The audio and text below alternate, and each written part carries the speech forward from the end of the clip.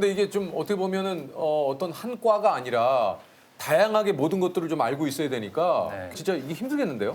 네, 저희가 농약을 먹고 오신 분부터 시작해서 네, 뭐 아기들이 뭐 핀 같은 거, 압정 같은 거 아, 먹고 오는 맞아, 것까지 맞아요. 왜냐면 병원 먹는 막- 것만 해도 그런 여러 가지 문제가 있고요. 아, 공사판에서 라면을 끓여 드시는데 물을 잘못 선택해가지고 부동액을 끓여서 드신 분들이 있었어요. 네 분이 그렇게 갑자기 실려 오셨는데 어휴, 그거 어떻게 했습니까? 두 분은 그 자리에서 눈앞에서 넘어가셔가지고 네. 와, 아니 어떻게 이렇게 부동액을 끓여서 이게 이게 색깔이 똑같아가지고. 네, 그냥 무색 묻히니까 아유. 그냥 우리겠거니 하고 틀어놨다가 먹고 나서 사고가 나는 경우가 어우, 있어요. 야, 그거는 실제로. 진짜? 예, 예. 말씀하신 대로 이게 저 어린이들이 혹시 그러서는 안 되지만 혹시 이제 잘못 알고 압정이나 이런 게 목으로 넘어가거나 이러면 이걸 어떻게 이걸 해야 됩니까? 바둑알이라든지 아. 아니면은 뭐 그냥 뭐 스티커나 네, 플라스틱 맞아요. 이런 것들은 크게 걱정이 그 안 사실 되는데 저도 저 집에 아이가 있지만 이게 막 그런 걸 늘 빨고 있거든요. 예, 그래서 그런 일이 눈을 떼면 안 되는데 잠깐 사이에 또 그런 일이 일어날 수 있으니까. 뭐 이제 뾰족한 거라 아, 그런 거 위험하잖아요. 아니면 버튼 배터리라 그래가지고 우리 아, 예, 조그만 예, 배터리. 조그만 거 동그란 거 있잖아요. 네네네네. 그런 거 잘못 먹으면 이제 위가 뚫릴 수가 있거든요. 아우 그런 것들은 좀 주의를 해야 돼서 그럼 그래서 빨리 병원을 와야겠네요. 예, 그럴 때는 소아 응급 내시경이 가능한 응급실로 찾아오셔야 됩니다. 소아 응급 내시경이 내시경. 가능한 곳으로 가야 되는군요. 아무래도 이제 응급실이다 보니까 정말 다양한 일들이 좀 많이 있을 것 같아요. 응급실에서 얘기를 받은 적이 있어요. 정신지체가 있으셔가지고 본인의 상태를 잘 모르시는 분이었어요. 아, 임산부셨는데 네, 그 허리만 아프다고 왔는데 배를 만져봤는데 그냥 배가 아닌 거예요. 그래서 혹시 생리 안 하시냐 그랬더니 거의 7, 8달 안 했대요. 그래서 엄마도 처음 알은 거예요. 네 안 했어? 이러신 상황으로. 치마 들추니까 애기 머리가 이제 머리카락이 보이는 상황인 거예요.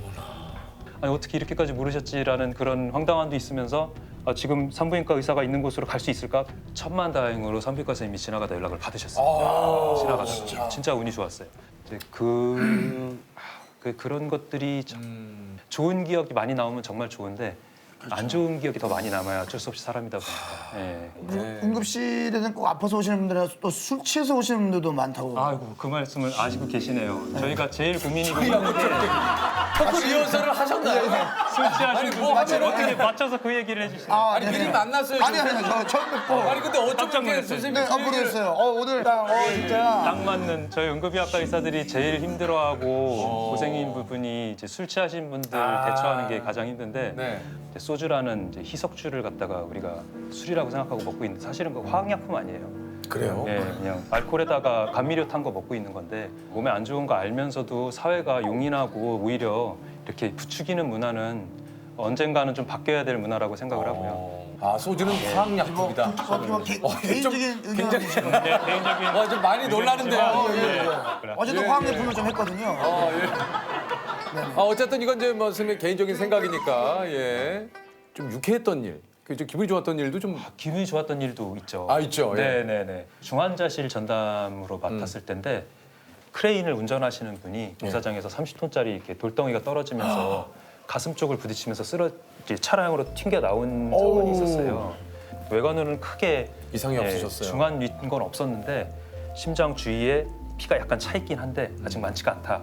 그래서 그렇다고 그러는구나 하고서는 그 환자 입원 다 시켜놓고 잠깐 밥 먹으러 가야지 그러고 밥 한술 딱 뜨는데 전화가 온 거예요. 환자분 혈압 떨어진다.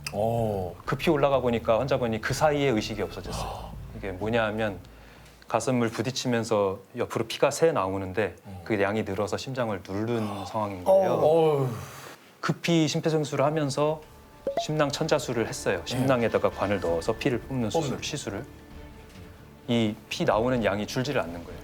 그래서 급히 밤에 흉부외과 교수님 다 와가지고 수술을 들어갔고 저는 수술방에 들어가진 않았는데 이제 후배한테 들은 얘기로는 멋있게 흉부외과 교수님이 심낭 그 막을 딱 자르자마자 피가 쫙 솟구치면서 여기다 하면서 손을 딱 잡았는데 잡았대요. 거기를. 찢어진 데를 딱 잡았대요. 그래서 꼬매고 유유하게 나왔다는 전설 같은 얘기처럼 돼서 의국 회의 때마다 몇 번 얘기했던 기억이 있어요. 그럼 그분 사신 거예요? 사셔가지고 완전히 다 깨셔가지고 걸어 나가셨어요. 그때 참 뿌듯하셨습니다. 뿌듯했죠. 네, 중환자실 주치의로서 뿌듯했어요. 네. 그럼 전설적인 이야기네요. 진짜 이렇게 한 번에 그냥 빡. 네, 심낭 쫙 자르자마자 우리는 공감을 못한 얘긴데 팀아 너무 무서울 텐데 그거를 한 번에 계속 그냥 팍 약간 무림의 그 고수가 제자들이 막 허둥지둥할 때 단 한 번에 그런 여러 가지를 여기다 当然骨丝留一步给你，是要见你的本性。 하고 유유히 사라지고. 아, 네, 그렇죠. 혹시 그 저 응급의학과에서는 금기어 같은 게 좀 있습니까? 금기어요. 예. 있죠. 뭐예요? 그냥 오늘 왜 이렇게 콜이 없지? 했는데 바로 그 순간 콜이 오는 순간도 많았습니다. 네. 한가하다 이런 깨방정을 떨면은 깨방정 저주가 내린다는 얘기가 있고요. 음식 중에 떡을 먹으면 안 된다라는 거 저 저번 주에 체험을 했거든요. 그래서 그 떡을 맛있게 먹고 있는데 바로 응급실 호출이 왔어요. 환자분들한테 절대 말해서는 안 되는 것들은 뭐 또 봬요? 네, 이런 말 하면 안 되겠죠. 절대 응급실에 와서 환자 없네 오늘 이 소리 하면 안 돼요. 아 거의 비슷하다. 그러면 바로 119 소리가 밖에서 삐어삐어삐어 옵니다. 그래서 저희가 음료수 한 가지를 안 마셔요. 그 얘기도 음료를 안 마셔요? 어디 저희가 딱 들으면 알아요? 그걸 안 마시는 네, 바로 아실 수 있죠. 그래요? 네네. 뭐지? 20개로 한번 진행을 해볼까요? 아 20개래요? 네, 네. 야 여기서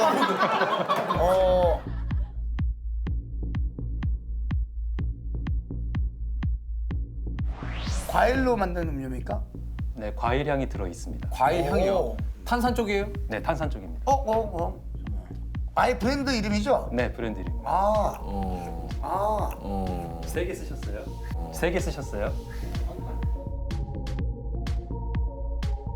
몇 글자입니까? 2글자입니다. 네 개. 알아요. 정답. 해도 돼요? 네. 환타? 맞아요.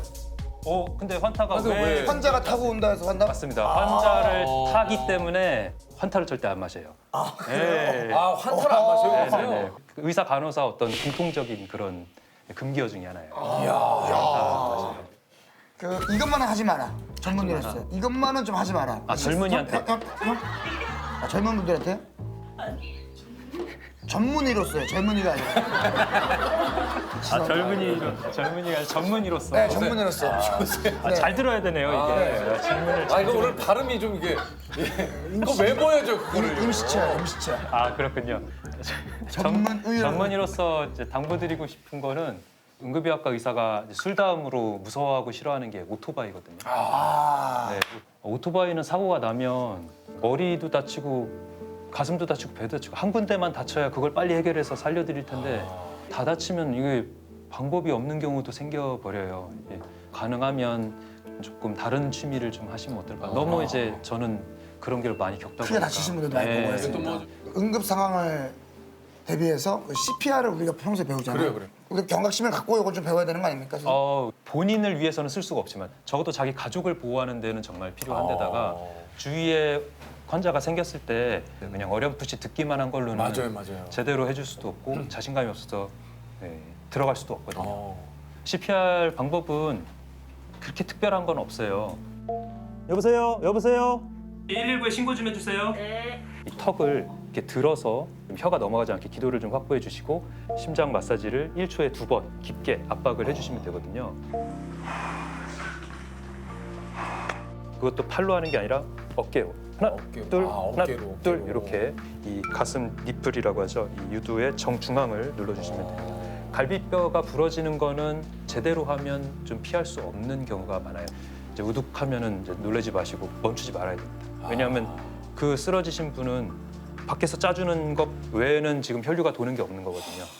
그 혈류가 머리로 가서 뇌 손상이 오지 않도록 평생 불구로 사느냐, 그나마 일어나서 걸을 수 있느냐를 결정하는 굉장히 중요한 거군요. 네. 혹시 뭐 그냥 오해하지 마시고 진짜 실제로 니플이 조금 상대적 아래 있는 사람도 똑같이 아니 근데 이게 아니 이거 그냥 혹시 상대적으로 이게 그거에 맞추면 됩니까? 네.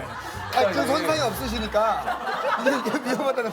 정말 위급 상황에 대비를 해서 이게 좀 네네네. 정보가 중요한 거 아닙니까? 네네. 그래서 정확하게는 흉골 정중앙 여기서부터 여기까지의 정중앙. 그러니까 니플 위치에 속지 마시고 그쵸. 흉골 정중앙을 찾으시기 바랍니다. 정중앙 이게 흉골의 중요한 정중앙. 거예요. 알겠습니다. 오늘 쉬는 날이세요?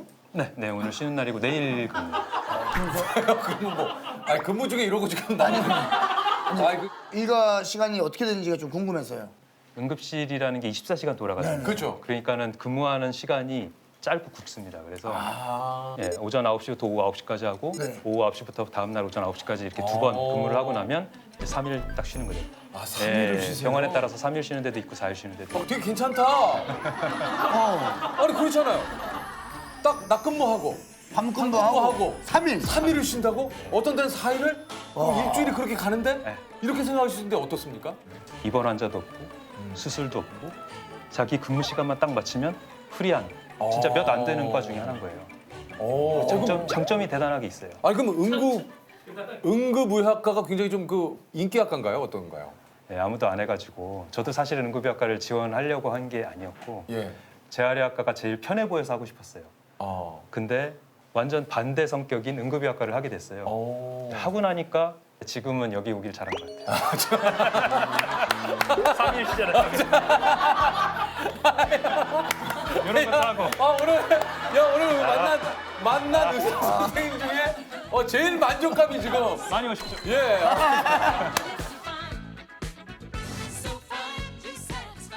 요즘 의학 드라마나 이런 것도 좀 많이 하는데 네네. 드라마를 보시다 보면은 좀 약간 어떠세요?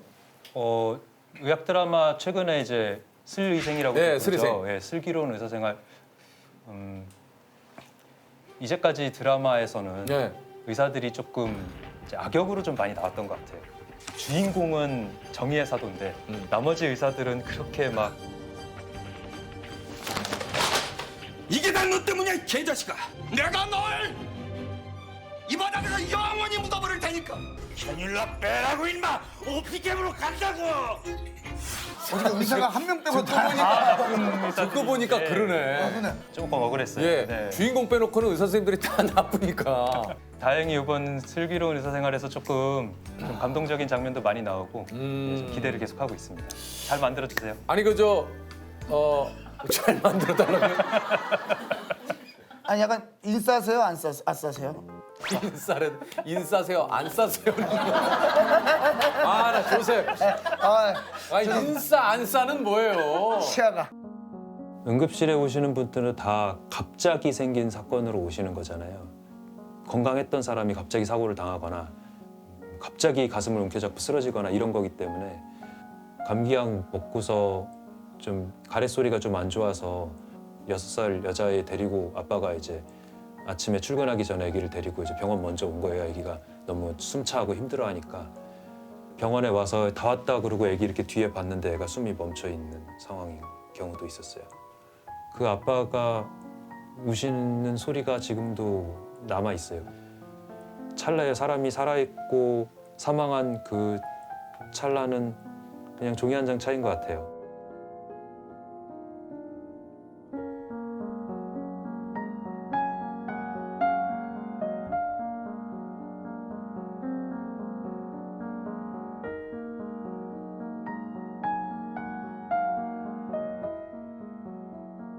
후회하지 말고 지금 할 수 있는 건 지금 다 하자.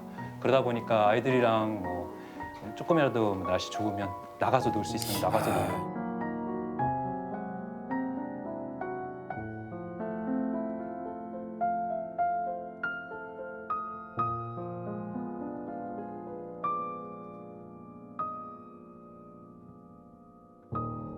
참도 뭐 같은 또 아빠 입장에서 참 제 스스로는 좀 많이 부끄럽네요. 예. 이 아빠들 이런 얘기 들으면 참 진짜 너무. 예.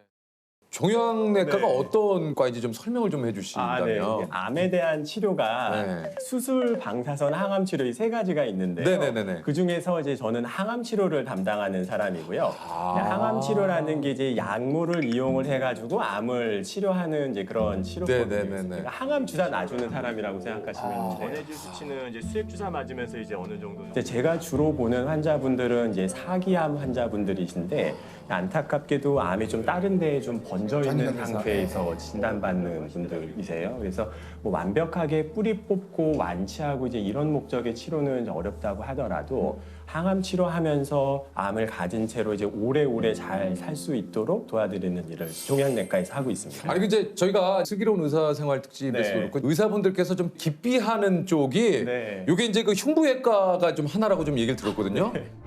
아유 안녕하세요. 안녕하세요. 반갑습니다. 반갑습니다. 반갑습니다. 선생님 반갑습니다. 안녕하세요. 아니 이게 지금 흉부외과 이 지원자가 1년에 한 분 정도래요. 그죠? 네. 1년에 흉부외과 전문의 자격증을 받는 분들이 1년에 20명. 전국에 20명.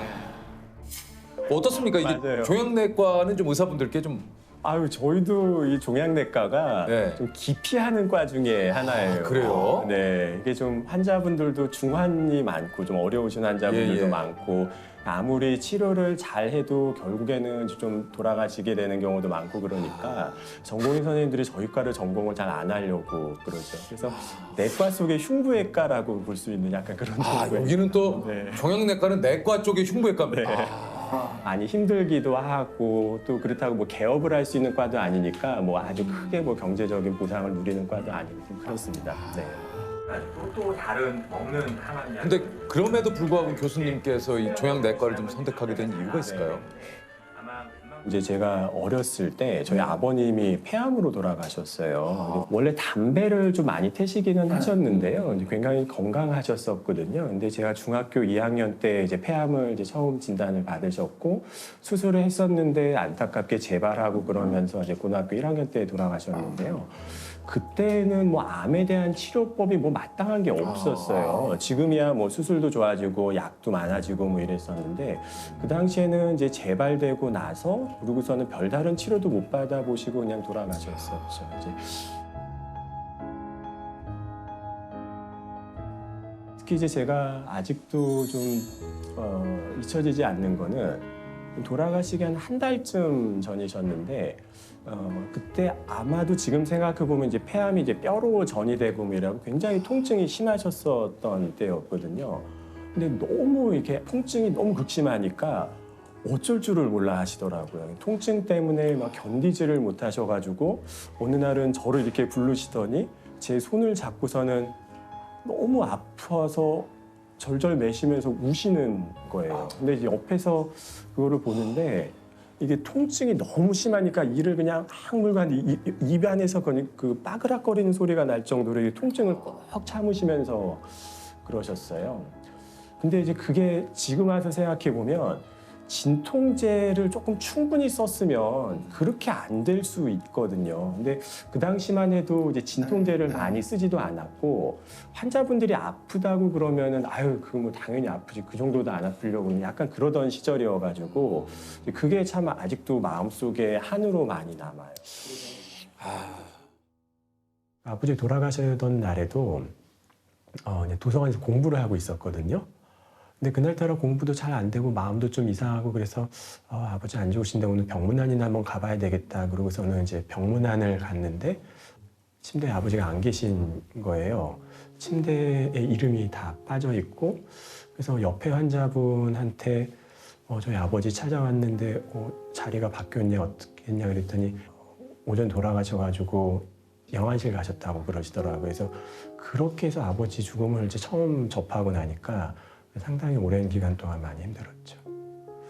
지금은 좀 약간 후회가 돼요. 왜냐하면 만약에 그때 아버님이 그렇게 안 좋았었다는 거를 제가 알았었더라면 공부를 하는 대신에 아버지랑 시간을 많이 보냈을 것 같고 아버지랑 대화를 많이 했었을 것 같은데 아버지랑 추억을 많이 못 만든 게 굉장히 좀 아쉬워요. 혹시 그 암 환자분들께서 이렇게 좀 잘못 알고 계시는 것들이 좀 있다면 어떤 게 좀 있을까요? 진통제를 많이 쓰면 빨리 죽는다 이런 얘기를 좀 하시는 경우가 있어요. 네. 이게 엄밀히는 이 암이 나빠지고 점점 이제 커지면서 암으로 인한 증상이 심해지니까 진통제 필요량이 많아지는 건데 이거를 조금 거꾸로 생각하셔갖고 진통제를 많이 먹는 사람들 보니까 그거 얼마 못 버티시고 돌아가시더라. 진통제 많이면 빨리 죽는다 이런 오해를 하시는 경우가 있고요. 그래서 이게 굉장히 통증이 심한데도 그걸 그냥 꼭 참는 분들이 계세요. 진통제 먹으면 나 빨리 죽는 거 아니냐고. 그래서 제발 그렇게 생각하지 마시라. 진통 아프면은 진통제를 좀 드시라. 이제 이런 이야기를 좀 많이 합니다. 도대체 인류에게 있어서 이 암은 언제쯤 정복이 될 수 있을까요? 암은요 정복이 안 돼요. 안 돼요? 제가 말을 좀 너무 극단적으로 해가지고 죄송한데요. 안 됩니까? 네. 이게 암이라는 병이 기본적으로는 노화와 관련되는 병이거든요. 사람이 이제 나이가 많이 들수록 유전자가 잘 고장이 나게 되고 그 유전자가 하필이면은 이제 암과 관련되는 유전자가 고장이 나게 되면 암에 걸리는 건데요. 환자분 한 분 한 분의 개별 환자의 암은 완치가 될 수 있어도 인류가 멸망하지 않는 한 암이라는 병이 완전히 없어질 수는 없는 병입니다. 그래서 지금은 이제 평균 수명이 워낙 많이 늘어나다 보니까 암이 굉장히 많이 흔한 병이 네네. 되기도 했고 그럼에도 불구하고 굉장히 공포스러운 병이기도 하니까 도대체 우리는 암을 언제쯤 정복할 수 있을까 이제 이런 생각을 하는 건데 약간은 저는 관점을 바꾸는 게 좀 필요하다고 생각을 해요. 암을 완전히 뿌리 뽑고 없애고 이런 거는 안 되지만 암을 가진 채로 오래오래 그냥 암과 더불어서 잘 살 수도 있는 거거든요. 그런 측면에서는 또 너무 암이 정복이 안 된다고 슬퍼하시거나 그러진 않으셔도 될 것 같아요. 그러니까요. 아니 근데 이게 이제 환자분들을 사실 이제 치료하시다 보면 어느 순간에 이제 남은 시간에 대해서 이렇게 또 얘기를 하셔야 될 때도 좀 있지 않습니까? 근데 이거 참 쉽지 않을 것 같아요. 여전히 어려워요. 그러실 것 같아요. 이게 이제 저는 이제 어쩔 수 없이 이제 직업적으로 안 좋은 소식을 많이 전할 수밖에 없거든요. 그러니까요. 뭐 암을 진단받은 사실, 그다음에 뭐 수술이 불가능할 정도로 많이 번져 있다는 거, 그다음에 이제 남은 기간이 많지 않을 수 있다는 얘기, 이제 이런 이야기들을 이제 어쩔 수 없이 많이 할 수밖에 없는데. 그래서 저는 그래도 가급적이면 좀 안 좋다고 하더라도 그걸 다 이제 솔직하게 다 말씀드리려고 이제 노력을 하는 편인데 그 나쁜 소식을 전할 때 제일 어려운 순간들은 저한테는 그 아이들인 것 같아요. 가끔 이제 환자분들이 40대 암 환자분들이시거나 그러면 아이들이 뭐 초등학교 고학년, 이제 중학생 이런 경우들이 있거든요. 그러면은 환자분들이랑 또 좀 얘기를 좀 해요. 좀 이제 안 좋으신데 애들도 좀 알고 있냐, 애들한테도 좀 이야기를 했냐. 그러면은 많은 경우에 내가 얘기를 해야 되는데 차마 아이들한테는 얘기를 못 하겠다는 그런 얘기들을 하세요.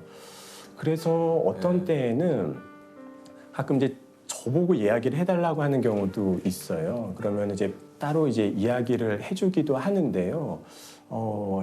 정말 저도 입이 잘 안 떨어질 때가 좀 많이 있어요. 네, 이제 아버지가 지금 상황이 이렇게 안 좋고 그다음에 얼마나 이제 못 버티실 수도 있고 정말 힘든 치료를 받고 굉장히 용감하게 병과 맞서 싸우고 있는 거다. 이제 이런 이야기들을 아이들한테 하는데 아이들이 잘 이해하는지는 잘 모르겠어요. 네. 지금이 좀 어렵습니다. 예, 진짜 너무 너무 어려울 것 같습니다.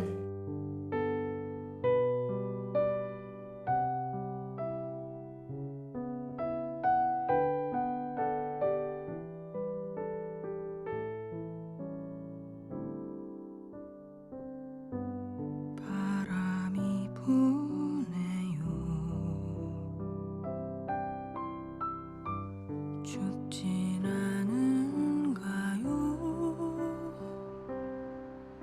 밤 깊어 문득 그대 얼굴이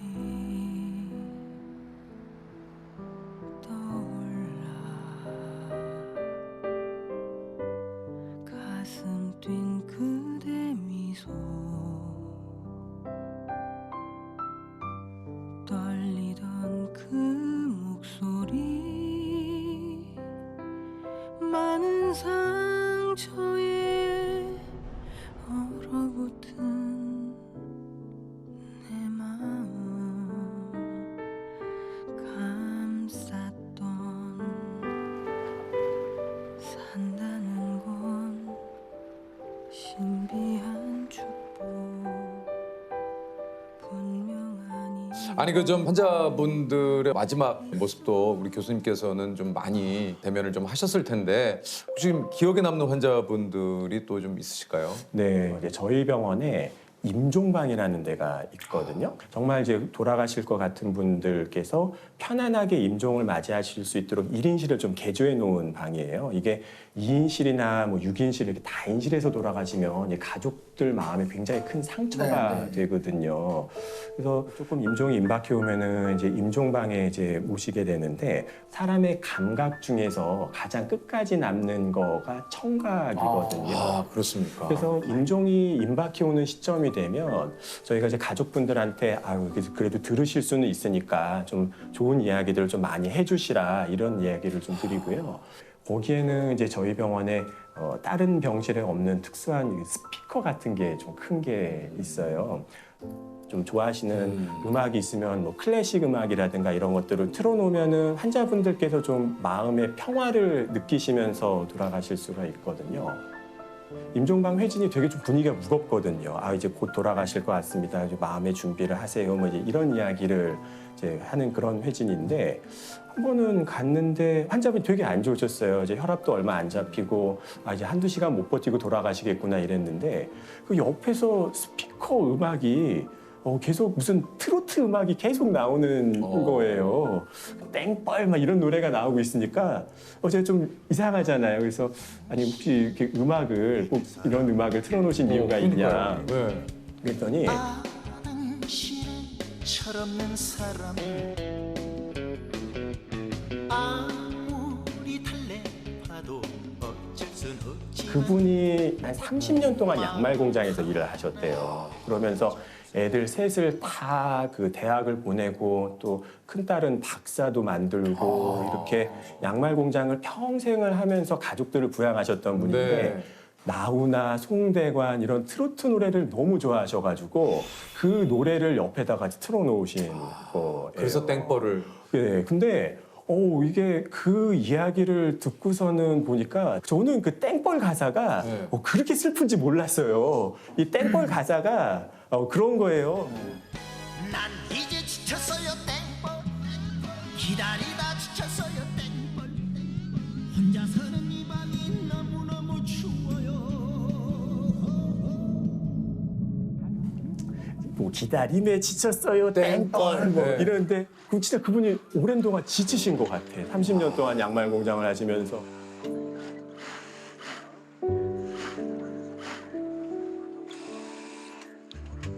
뭐 혼자서는 이 밤이 너무너무 추워요 이러는데 그때가 겨울이었거든요. 그러니까 정말 저승 가시는 마지막 길이 좀 추우실 수 있겠다.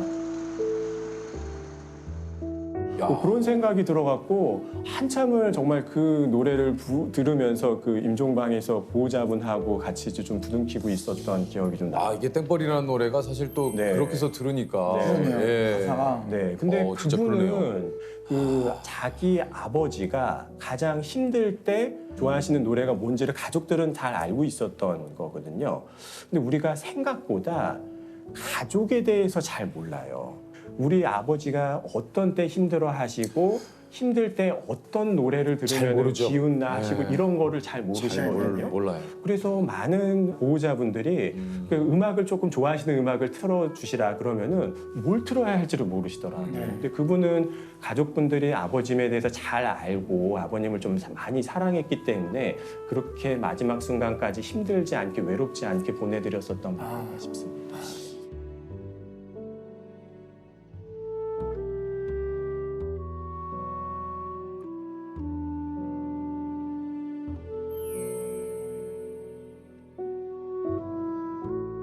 그분은 80세 폐암 진단받은 할머니셨는데요. 가족분들이 굉장히 적극적인 치료를 원하셨어요. 보험 안 되더라도 비싼 약 이런 거 다 상관없으니까 항암 치료 뭐 최고로 좋은 거로 최고로 비싼 걸로 해달라 뭐 이런 요청을 하셨었던 분인데 정작 그 환자분께서는 힘든 항암 치료를 원치를 않으셨거든요.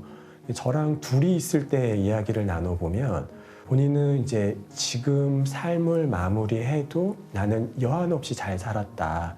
나는 이제 더 이상은 힘든 치료는 안 했으면 좋겠다고 이제 이야기를 하셨지만 아드님들이랑 이제 가족분들이 무슨 소리 하냐고 우리는 뭐 끝까지 할 수 있는 거 다 해야 된다고 그러면서 항암 치료를 하셨던 환자분이신데 결국 마지막 순간에 너무 힘들게 돌아가셨어요. 특히 이제 갑자기 이제 호흡곤란이 오니까 응급실을 오셨었는데 인공호흡기를 달고 중환자실까지 가셨는데 결국 암이 해결이 안 되다 보니까 한 2주 정도 굉장히 고생을 하시다가 중환자실에서 돌아가셨었거든요. 그래서 그분 돌아가실 때 너무 힘들게 돌아가셨던 거를 생각을 하면 아직도 그분께 좀 죄송해요. 이제 그렇게 한다고 가족들의 마음은 위안이 될 수 있어도 그게 환자분을 위한 게 아니라는 거를 조금은 더 제가 설득을 했어야 되는데 결국 못했었던 게 좀 아쉬워요. 최선을 다한다는 거. 근데 최선과 집착은 한 끗 차이이고 그걸 구분하기가 굉장히 어렵거든요. 그게 정말 환자분 입장에서 최선이었을까? 최선을 다하는 게 최선이 아닌 경우들도 많이 접하게